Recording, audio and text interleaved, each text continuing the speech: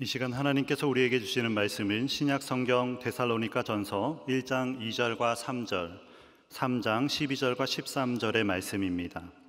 데살로니가 전서 1장 2절과 3절, 3장 12절, 13절의 말씀을 이제 제가 봉독합니다. 하나님의 말씀을 경청하십시오. 우리가 너희 모두로 말미암아 항상 하나님께 감사하며 기도할 때 너희를 기억함은 너희의 믿음의 역사와 사랑의 수고와 우리 주 예수 그리스도에 대한 소망의 인내를 우리 하나님 아버지 앞에서 끊임없이 기억함이니, 또 주께서 우리가 너희를 사랑함과 같이 너희도 피차간과 모든 사람에 대한 사랑이 더욱 많아 넘치게 하사 너희 마음을 굳건하게 하시고 우리 주 예수께서 그의 모든 성도와 함께 강림하실 때에 하나님 우리 아버지 앞에서 거룩함에 흠이 없게 하시기를 원하노라. 아멘. 복된 주일 저녁 이 거룩한 예배 자리에 나오신 여러분 모두 환영하고 축복합니다. 여러분, 오늘 이 자리에 오시기까지 어떤 마음의 짐을 가지고 오셨습니까? 어떤 분은 한 주간의 치열한 삶의 에너지가 다 소진되어서 방전된 배터리처럼 겨우 이 자리를 지키고 계실지도 모르겠습니다. 또 어떤 분들은 남들은 알지 못하는 깊은 환난과 눈물의 골짜기를 홀로 통과하면서 하나님, 정말 나와 함께하고 계신 것이 맞습니까? 라는 질문을 홀로 삼키고 계실지도 모르겠습니다. 우리 모두는 그리스도인이라는 이름을 가지고 있고요, 신앙의 여정을 걸어가고 있다라고 고백하고 있습니다. 하지만 우리의 삶과 신앙이 따로 노는 것 같은 괴리감을 느낄 때가 참 많습니다. 믿음이 밥 먹여주나라는 세상의 조롱 앞에서 내 믿음은 왜 이리 힘이 없을까라고 자문하게 됩니다. 사랑해야지라고 다짐하지만 미워하는 그 사람 얼굴 앞에서 나의 마음은 얼음장처럼 차가워지는 것이 사실입니다. 항상 기뻐하라라는 말씀을 알고는 있지만 내일의 염려 앞에서 기쁨이라는 단어는 사치가 되어버립니다. 내 믿음이 과연 진짜일까? 내 믿음은 왜 내 삶을 바꾸는 능력이 되지 못할까? 이것이 오늘 우리의 솔직한 고민이 아닐까 생각합니다. 그런데 오늘 말씀은 우리보다 훨씬 더 절박하고 혹독한 현실을 살았던 한 교회를 우리에게 소개해주고 있습니다. 바로 데살로니가 교회입니다. 이 교회는 사도 바울이 2차 전도 여행 중에 세운 교회입니다. 처음 유럽 땅에 복음이 전파되어서 세워진 교회 중에 하나입니다. 그들은 갓 복음을 받아들인 신앙의 연수로만 보면 초신자 공동체였습니다. 갓난아기 같은 공동체라고 보시면 되겠습니다. 하지만 그들이 복음을 받아들인 대가는 굉장히 혹독했습니다. 그들은 많은 환난을 받았다라고 합니다. 즉, 우리가 상상하기 힘든 극심한 핍박과 사회적인 불이익, 가족과 이웃의 배척 그 한가운데에 시련을 당하고 있었다라는 것입니다. 직장에서 쫓겨났을 것이고요, 사업에서도 배제받았을 수 있습니다. 그리고 가족에게조차 외면받았을 수 있다라는 것입니다. 그들에게 신앙은 안락한 취미가 아니었고요, 모든 것을 걸어야 하는 생존 그 자체였습니다.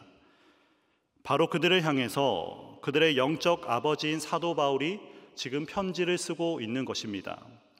그런데 놀랍게도 그 편지의 시작 부분에 힘내십시오, 그래도 견뎌야지요 라고 책망하거나 위로하는 말로 시작하는 것이 아닙니다. 그것은 주체할 수 없는 감사의 폭발로 편지를 시작하고 있다는 것입니다. 2절을 한번 보세요. 2절이 어떻게 시작하는지 보시면요, 우리가 너희 모두로 말미암아 항상 하나님께 감사하며 라고 하고 있습니다. 바울은 그들을 떠올릴 때마다, 그들의 이름을 부르며 기도할 때마다 감사가 그치지 않았다라는 것입니다. 도대체 무엇이 환난 중에 있는 그 초신자 교회를 생각하면 할수록 감사가 넘쳐나게 했을까 하는 것이 우리의 질문입니다. 그것은 그들의 교회가 크거나 부유해서가 아니었어요. 그들의 믿음이 진짜였기 때문입니다. 그들의 믿음은 그 현실 한복판에서 살아 움직이는 누가 보더라도 증명될 수 있는 능력으로 나타냈기 때문이다라는 것입니다. 오늘 이 시간 바울이 발견했던 이 살아있는 믿음의 세 가지 구체적인 증거를 한번 나누어 보고자 합니다. 이 말씀을 통해서 나의 믿음은 과연 진짜인가? 라는 질문에 답을 한번 해보시길 바랍니다. 또 방전된 우리 삶에 하늘의 은혜를 다시 채우는 복된 시간이 되기를 간절히 소망합니다. 오늘의 본문 데살로니가 전서 1장 2절과 3절의 말씀을요, 우리 다시 한번 우리 가슴에 잘 새기면서 한번 읽어보도록 하겠습니다. 함께 읽겠습니다. 시작.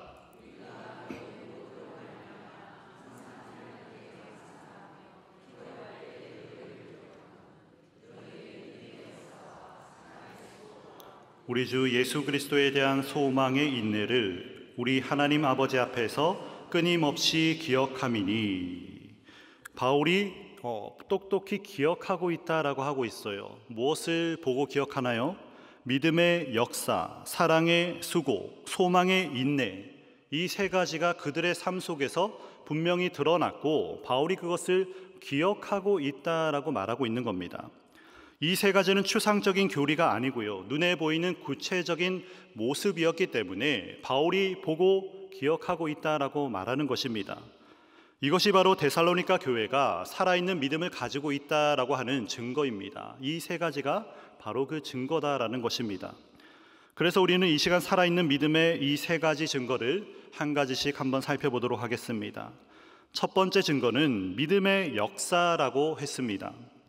우리가 역사라고 번역한 이 에르곤이라는 헬라어는요, 원래 일, 행위, 활동을 뜻하는 뭔가 움직임이 있는 단어입니다. 역동적인 단어예요. 우리가 사용하는 에너지라는 말이 바로 여기에서 나왔다고 합니다. 그러니까 믿음은 우리를 움직이게 하는 엔진과 같은 역할을 한다라는 것이지요. 여러분, 죄로 물든 우리 인간의 가장 치명적인 본성이 무엇인지 아십니까? 우리 인간의 치명적인 본성이 무엇입니까? 그것은 자기 중심성입니다. 나만 생각한다라는 거예요. 우리는 가만히 내버려두면 나의 유익, 나의 안위, 나의 행복, 나의 걱정, 나의 상처, 이 나라는 감옥에서 한 발자국도 벗어나지 못하는 것이 바로 우리의 모습입니다. 우리의 모든 에너지가 바로 나를 향해서 있다라는 것입니다. 아침에 눈을 뜨면 무엇을 생각합니까? 내가 오늘 무엇을 입을까? 내가 무엇을 먹을까? 내가 오늘 할 일이 잘 될까라고 생각합니다. 온통 나라는 것입니다. 직장에서도 그렇지요. 내가 오늘 잘할 수 있을까? 혹은 나를 누가 어떻게 볼까라고 생각합니다. 심지어 교회에 와서도 오늘 설교가 나의 마음에 들까를 생각합니다. 그것이 바로 나의 모습이다라는 것이지요. 내일 내가 뭘 먹고 살지, 사람들이 나를 어떻게 볼지, 나의 노후는 안전할지, 온통 나로 가득 차 있는 것이 바로 인간의 모습입니다.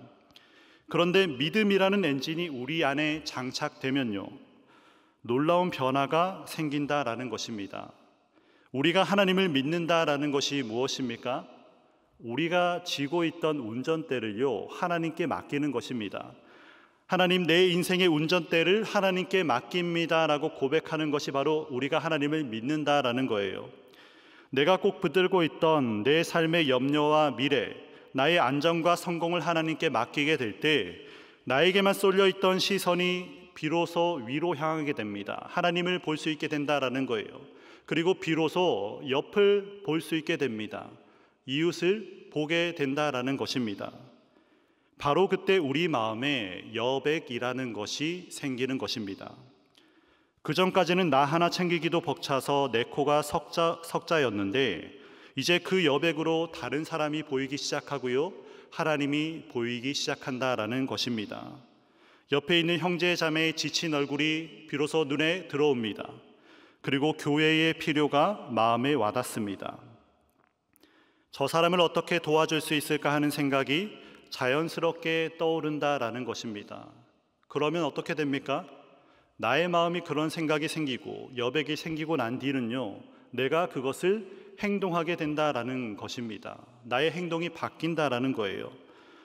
주일 아침 5분만 더 자고 싶다라는 그 유혹을 이기고 예배의 자리로 나아가는 그 발걸음, 그것도 믿음의 역사입니다.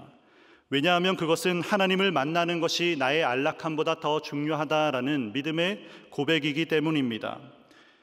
타협하면 더 많은 이익을 얻을 수 있는 그 순간에 손해를 감수하고 정직함을 선택하는 그 용기, 그것도 바로 믿음의 역사입니다. 사람이 떡으로만 사는 것이 아니오라고 말씀하신 예수님의 말씀을 믿는 믿음의 표현이기 때문입니다. 아무도 보지 않는 새벽에 무너져가는 공동체와 연약한 지체들의 이름을 부르며 무릎 꿇고 기도하는 그 시간, 그것도 믿음의 역사입니다. 주님께서 내 기도를 들으신다라는 믿음이 없으면 누가 그 새벽에 나와서 기도하겠습니까? 직장에서 불이한 지시를 받았을 때 아니요라고 말할 수 있는 것도 믿음의 역사입니다. 하나님께서 나의 공의를 보시고 갚아주실 것이다 라는 믿음이 없으면 우리는 그저 눈 감고 세상의 흐름대로 살아가고야 말 것입니다. 바울이 말하는 믿음의 역사는 우리가 마치 스스로 노력해서 구원에 이를 수 있다라고 말하는 율법의 행위와는 전혀 다른 것입니다. 믿음의 역사는 구원받았기 때문에 내 안에 심겨진 믿음이 자연스럽게 맺어내는 삶의 열매입니다. 야고보서 기자가 영혼 없는 몸이 죽은 것 같이 행함이 없는 믿음은 그 자체가 죽은 것이다 라고 말한 것도 바로 그것 때문입니다. 살아있는 믿음이 심겨져 있다면 믿음의 역사가 나타나는 것은 너무나 당연하기 때문이지요. 살아있는 믿음은 반드시 우리의 삶을 움직이는 역사로, 에너지로, 그리고 우리의 행동으로 바뀌는 것을 꼭 기억하시길 바랍니다. 살아있는 믿음의 두 번째 증거는 사랑의 수고입니다. 바울은 왜 그냥 사랑이라고 하지 않고 사랑의 수고라고 했을까요? 수고라는 단어는 무언가 무겁고 고통스럽기까지 한 단어라고 생각되어집니다. 이 수고라는 단어는 앞서 말한 에르곤보다 훨씬 더 강하고 무거운 단어를 붙였어요. 헬라어로는 코포스라는 단어인데요.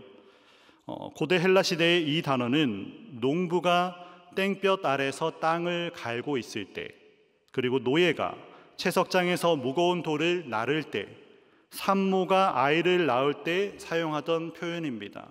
사랑의 수고, 이 수고라는 단어가 바로 그런 의미로 쓰였다라는 것이에요. 그러니까 이 단어는 굉장히 고통스러운 노동, 온 힘을 다하는 희생을 말하는 것입니다. 우리는 사랑이라고 하면 따뜻한 감정, 설레임, 행복함, 그런 것들을 떠올리곤 합니다. 나를 기분 좋게 만드는 것을 사랑이라고 착각한다라는 것이지요. 하지만 성경이 말하는 사랑은, 특히 믿음에서 나오는 사랑은 그런 감정의 차원을 넘어서는 것입니다. 그것은 결단이고 희생입니다. 그리고 값을 치르는 것입니다. 반면 세상의 사랑은 철저히 조건적이고 계산적입니다. 우리가 잘 아는 것처럼 그렇습니다. 내가 나에게 이만큼 해주니까 나도 너에게 이만큼 해줄 거야 라고 말하는 것입니다. 너가 사랑받을 만하니까 내가 너를 사랑한다 라고 말하는 거예요. 그러니까 투자 대비 수익률을 계산하는 것과 똑같습니다.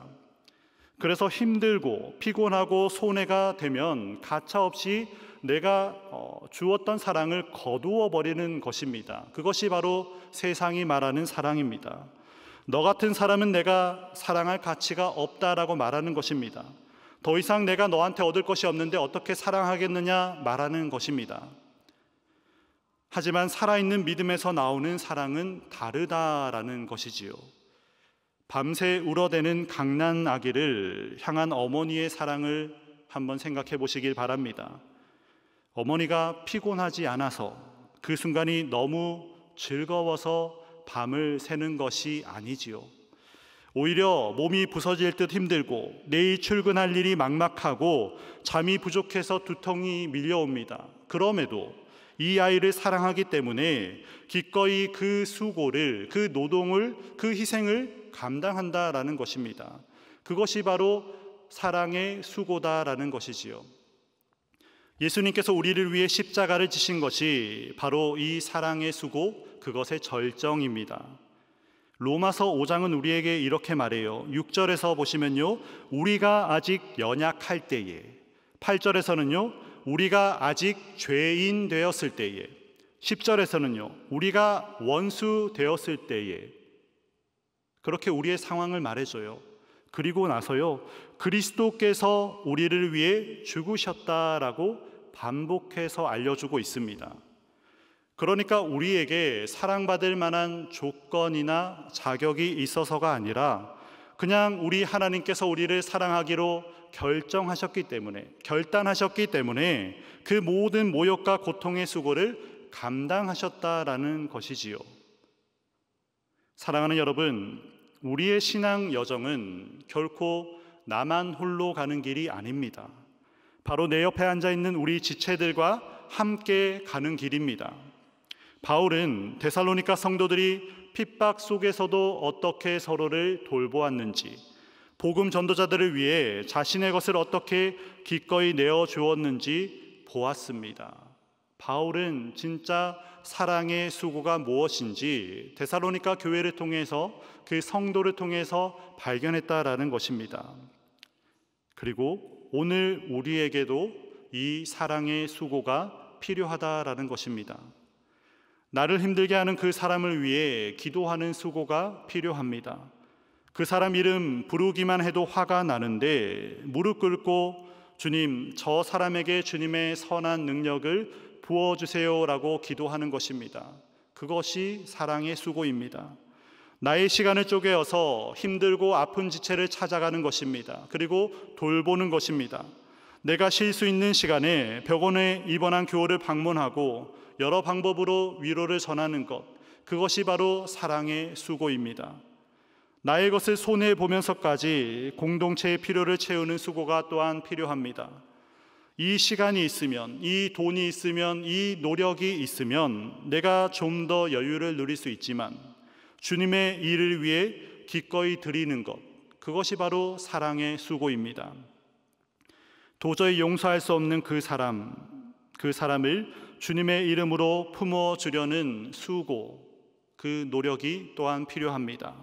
그 사람이 내게 한 것을 생각하면 절대 용서할 수 없다라는 그 마음을 누르고요, 주님께서 나를 용서하신 것처럼 용서하기로 결단하는 것, 그것 또한 엄청난 사랑의 수고다라는 것입니다. 물론 힘들고 피하고 싶을 때가 있지요. 사랑에는 언제나 아픔과 대가가 따르기 때문입니다. 왜 나만 희생해야 하냐며 억울할 때도 있습니다. 나도 힘든데 왜 내가 저 사람까지 돌봐야 하냐라고 의문이 들 때도 있을 것입니다. 하지만 기억하십시오. 우리가 그 수고를 감당할 때요, 나의 믿음이, 그리고 우리의 믿음이 살아있다라는 것을 증명할 수 있다라는 것입니다. 우리의 믿음을 증명하는 것이 다른 것에 있는 것이 아니라 사랑의 수고를 기꺼이 감당할 때 드러난다라는 것입니다. 바로 그 희생의 자리에 하나님의 능력이 임하고요, 우리 교회가, 우리 공동체가 주님의 몸으로 세워져 가는 줄로 믿으시길 바랍니다. 세 번째 살아있는 믿음의 증거는 소망의 인내라고 하였습니다. 믿음으로 일하고 사랑으로 수고하며 살아도 우리의 현실은 여전히 팍팍할 수 있습니다. 아니, 그럴 수밖에 없을 것입니다. 오히려 믿음 때문에 더 힘든 일 겪을 때가 많을 것입니다. 바로 데살로니가 교회가 그랬습니다. 따돌림 당하고요, 어떤 공동체에서 불이익 당하고요, 가족에게조차 핍박을 당하는 것이 바로 그 교회, 그 교인들의 모습이었습니다. 이때 우리에게 마지막 세 번째 증거가 필요하다라는 것이지요. 바로 소망의 인내입니다. 인내라는 또 헬라어 단어를 보시면요, 휘포모네입니다. 휘포모네. 이 인내가 언제 필요합니까? 모든 것이 잘 풀릴 때 인내가 필요할까요? 그렇지가 않습니다. 일이 꼬이고 너무 억울하고 포기하고 싶을 때 필요한 것이 인내입니다. 그때 필요하다라는 것입니다. 이 단어 휘포모네를 문자 그대로 풀이하면요, 휘포는 무엇 아래서라는 뜻입니다. 무엇 아래서. 그리고 모네는 머문다라는 뜻이에요. 그러니까 아래서 머문다라는 뜻으로 만들어진 단어가 인내라는 단어다라는 것입니다. 무거운 짐 아래에 깔려 있으면서도 그것을 견디며 그 자리를 지키는 것입니다. 이것은 수동적으로 아이고 내 팔자야라고 하면서 그냥 참고 견디는 체념의 모습이 아니에요. 폭풍우 속에서도 쓰러지지 않고 더욱더 뿌리를 더 깊이 내리며 버텨내는 적극적인 버팀, 견고한 버팀을 말하는 것입니다. 그것이 바로 소망의 인내입니다. 데살로니가 교회는 지금 많은 환난의 한복판에 있다라고 했습니다. 여러분, 이런 상황이라면 원망이 터져 나오고 하나님 정말 살아 계십니까? 내가 믿어도, 내가 교회에 다녀도 별 수 없네요 라는 그 탄식이 나오는 것이 당연할 것입니다. 그런데 기적과 같은 일이 이 교회 안에 일어납니다. 오늘 본문과 바로 이어지는 6절의 말씀을 한번 같이 읽어볼게요. 6절의 말씀 읽겠습니다. 시작.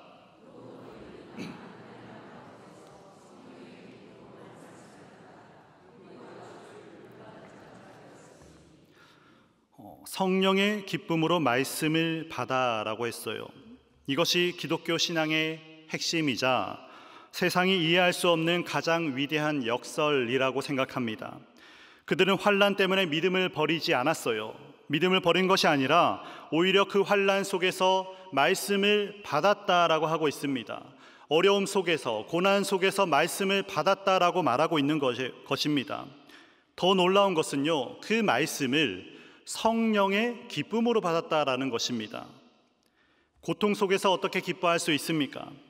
이것은 누군가에게는 그야말로 미친 짓이라고 말할 일입니다. 여기서 우리는 세상의 기쁨과 성경의 기쁨이 어떻게 다른지 분명히 알게 됩니다.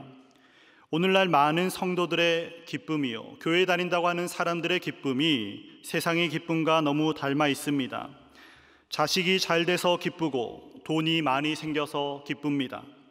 물론 감사한 일이지요. 하지만 이런 기쁨의 특징이 있습니다. 이런 기쁨은 환경에 달려있다라는 것입니다. 좋은 일이 생기면 행복하다라는 거예요. 조건이 달려 있습니다. 시험에 합격하면 행복하고 떨어지면 불행합니다. 승진하면 행복하고 해고당하면 불행합니다. 건강하면 행복하고 병들면 불행합니다. 그래서 그 환경이 무너지면 나의 행복도 신기루처럼 사라지는 것입니다. 그것이 바로 세상이 말하는 기쁨입니다. 하지만 성경이 말하는 성령의 기쁨은 다르다라는 것이지요. 이 기쁨은 나쁜 환경 속에서도, 나의 고통과 눈물 속에서도 그것들을 모두 압도하며 내 영혼 깊은 곳에서부터 솟아나는 하늘의 기쁨입니다. 이 기쁨은 환경이 아니라 지위, 즉 내가 누구에게 속해 있는지에 따라 달려 있는 것입니다. 우리는 누구에게 속해 있습니까? 나는 지금 고난 속에 있지만 여전히 하나님의 사랑받는 자녀다라고 고백하는 것입니다. 나는 지금 실패한 것 같지만 하나님은 여전히 내 인생의 주인이시다라고 고백하는 것입니다. 나는 지금 핍박받고 있지만 하나님은 여전히 나와 함께하고 계시다라는 사실을 발견하는 것입니다. 이 사실에서부터 솟아나는 기쁨, 환경이 아무리 나빠도 빼앗길 수 없는 기쁨, 이것이 바로 성령의 기쁨이다라는 것입니다. 도대체 이 말도 안 되는 기쁨이 어디에서 나옵니까? 3절이 그 답을 알려주고 있어요. 바로 우리 주 예수 그리스도에 대한 소망 때문에 우리는 기뻐할 수 있다라는 것입니다. 그들의 소망은 언젠가 이 핍박이 끝나고 상황이 나아지겠지라는 막연한 기대가 아닙니다. 막연한 기다림이 아니에요. 그들의 소망은 우리 주 예수께서 영광 중에 반드시 다시 오신다라는 고백입니다. 이 땅의 삶이 반드시 끝이 난다라는 것입니다. 여기서가 끝이 아니라 주님이 나의 모든 눈물과 억울함과 수고를 다 아시고 친히 갚아주실 것이다라는 고백입니다. 그 확실한 약속, 주님께서 우리에게 주신 약속이 그들의 소망이었다라는 것입니다. 그래서 바울은 로마서 8장 18절에서 이렇게 소망을 표현하고 있습니다. 같이 읽겠습니다. 생각하건대 현재의 고난은 장차 우리에게 나타날 영광과 비교할 수 없도다. 현재의 고난은 장차 우리에게 나타날 영광과 비교할 수 없다라는 것입니다. 이 소망이 그들의 마음에 타오르는 기쁨의 불씨가 되었다라는 것이에요. 그 기쁨이 환난을 이겨내는 인내의 힘이 되었다라는 것입니다. 이것이야말로 세상이 흉내낼 수 없는 살아있는 믿음의 가장 강력하고도 찬란한 증거가 되었다라는 것입니다. 그래서 바울은 그 증거를 발견하였고요, 그 증거를 기억하고 있다라고 말하고 있는 것이지요. 말씀을 맺습니다. 오늘 우리는 살아있는 믿음의 세 가지 증거를 나누었어요. 살아있는 믿음은 우리를 역동적으로 움직이게 한다라고 했습니다. 믿음의 역사입니다. 살아있는 믿음은 우리를 기꺼이 희생하게 한다라고 했습니다. 사랑의 수고입니다. 살아있는 믿음은 우리를 어떤 상황에도 기쁨으로 견디게 한다라고 했습니다. 소망의 인내입니다. 이 말씀을 듣고 나니 마음에 어떤 울림이 있으십니까? 어쩌면 저는 그 세 가지가 다 부족합니다. 나의 믿음은 어쩌면 죽음 믿음일 수도 있겠습니다 라는 그런 안타까운 고백이 나오십니까? 혹은 절망과 낙심에 빠지기도 하십니까? 만약 그런 마음이 드신다면 어쩌면 오늘 가장 큰 은혜를 받으실지도 모르겠습니다. 왜냐하면 이 모든 것은 애초에 우리 힘으로 할 수 있는 것이 아니기 때문입니다. 우리는 스스로의 힘으로는 일할 수도, 수고할 수도, 기쁨으로 인내할 수도 없는 사람들입니다. 연약하고 이기적인 존재입니다. 그래서 사도 바울은 이 모든 여정의 주관자가 우리가 아니라 바로 우리 주님이심을 기도로 선포하고 있는 것입니다. 이 기도가 오늘 지쳐있는 우리 모두를 향한 주님의 약속과 은혜가 되기를 간절히 소망합니다. 데살로니가전서 3장 12절과 13절의 말씀을 우리 다 함께 믿음으로 고백하도록 하겠습니다. 또 주께서 우리가 너희를 사랑한가 같이 너희도 피차간과 모든 사람에 대한 사랑이 더욱 많아 넘치게 하사 너희 마음을 굳건하게 하시고 우리 주 예수께서 그의 모든 성도와 함께 강림하실 때에 하나님 우리 아버지 앞에서 거룩함에 흠이 없게 하시기를 원하노라. 사랑하는 여러분, 보셨습니까? 이 고백의 주어가 누구입니까? 우리가 아니에요. 바로 주께서라고 했습니다. 우리의 부족한 사랑을 넘치게 채우시는 분이 누구라고 하십니까? 바로 주님이라는 겁니다. 환난 속에서 폭풍처럼 흔들리는 우리 마음을 굳건하게 붙드시는 분이 누구이십니까? 바로 주님이시다라는 겁니다. 마침내 주님 다시 오시는 그날, 이 부족하고 허물 많은 우리를 흠없는 모습으로 아버지 앞에 당당하게 서게 하실 분이 누구라고 하십니까? 바로 주님이라는 겁니다. 이 거룩한 여정은 내 힘으로 해내야 하는 무거운 짐이 아니다라는 것입니다. 주님이 이미 이루셨고 지금도 우리와 함께 이루어 가시는 그 은혜의 여정이다라는 것이지요. 우리가 걷고 있는 신앙의 여정이 바로 그 여정이다라는 것입니다. 우리 주님이 하신다라는 거예요. 그러므로 이번 한 주 세상 속으로 다시 나아갈 때 우리의 연약함을 보며 낙심하지 마시기 바랍니다. 나는 못한다라며 주저앉지 마시기 바랍니다. 대신 우리의 시선을 주님께 고정하고 이렇게 기도하십시오. 주님, 내 힘이 아니라 주님이 주시는 힘으로 오늘을 살게 하여 주십시오. 주님, 내 메마른 사랑이 아니라 주님이 부어주시는 사랑으로 기꺼이 수고하게 하여 주십시오. 주님, 내 눈앞의 현실이 아니라 주님이 주시는 하늘의 기쁨으로 이 모든 환난을 넉넉히 이기게 하여 주십시오라고 말입니다. 이 기도를 통해 우리의 삶의 현장에서 믿음의 역사가, 사랑의 수고가, 그리고 소망의 인내가 넘쳐나기를 주님의 이름으로 축원합니다. 그리하여 세상이 우리의 삶을 보고요, 너희에게 진짜 믿음의 증거가 있구나, 살아있는 믿음이 있구나라고 고백하는 우리의 모습이 되기를 원합니다. 우리 가정이 되기를 원하고요, 우리 소망교회가 그렇게 되기를 간절히 축원합니다. 함께 기도하겠습니다. 사랑의 하나님 아버지, 오늘 주신 말씀을 통해 살아있는 믿음이 무엇인지 깨닫게 하심에 감사드립니다. 믿음의 역사와 사랑의 수고와 소망의 인내가 무엇인지 데살로니가 교회의 아름다운 모습을 통해 보여주심에 감사드립니다. 하나님 아버지, 이 모든 것이 우리의 힘과 노력으로 되는 것이 아니라 오직 주님께서 우리 안에서 이루어 가시는 은혜의 역사임을 고백합니다. 우리의 연약함과 부족함을 보며 낙심하지 않고 우리를 붙드시는 주님의 능력을 날마다 의지하게 하옵소서. 주님, 이번 한 주간 우리의 삶 가운데 믿음의 역사가 일어나게 하옵소서.